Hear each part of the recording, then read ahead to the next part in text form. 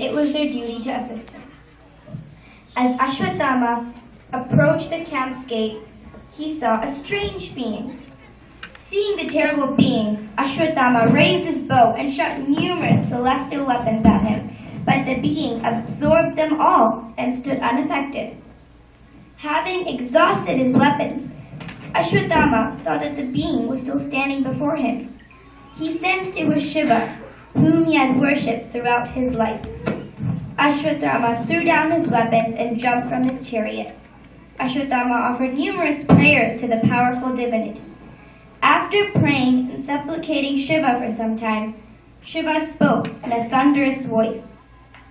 O child, all through the war I have protected Pandu's son.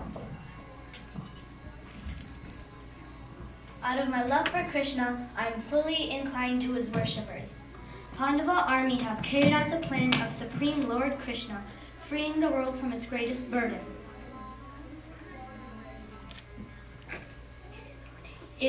O son of Jonah, it is ordained that you will be the instrument of their destruction. I will empower you. Take this sword and use it to slay the remaining Pandava troops. Suddenly, Ashwathama felt himself infused with tremendous energy. As he moved toward the entrance of the Pandavas' camp, both Kripa and Kritvarma caught up with him.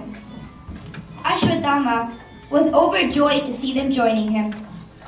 It is good that you both have come to perform your duties and have come to help me. I will enter the camp and you two stay outside, and if anyone tries to escape, slay them. After the plan had been agreed upon, Ashwathama went quietly toward the camp. The whole camp was silent and still. The exhausted warriors sunk in sleep. Ashwathama carefully entered Drishtadyumna's tent and saw him lying in sleep on a rich silken bed. Drishtadyumna, surprised and still half asleep,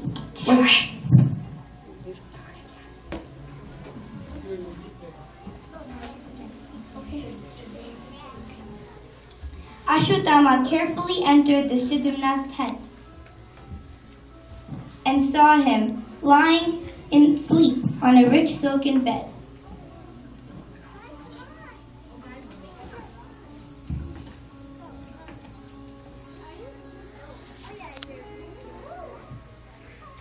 Drishtadyumna, surprised and still half asleep, was unable to overpower his aggressor. Oh, Ashwathama, don't kick me like this. Let me fight you with the weapon. I want to die a warrior's death. There is no happiness for those who kill their preceptors, nor do you deserve a warrior's death. You deserve to die like an animal. Ashwathama repeatedly stamped on Drishtadyumna with his heel, killing him mercilessly. Going into the inner section of the tent, Ashwathama saw 5 warriors asleep next to one another. Ashwathama felt a surge of joy. These are the 5 brothers. With my sharpened sword, I will kill the Pandavas. Raising his sword, he brought it down on the first of the 5 men and killed him with one stroke. He then similarly killed the other 4 before anyone awoke. Ashwathama rushed out with his sword raised high, Move your chairs. roaring like an infuriated lion.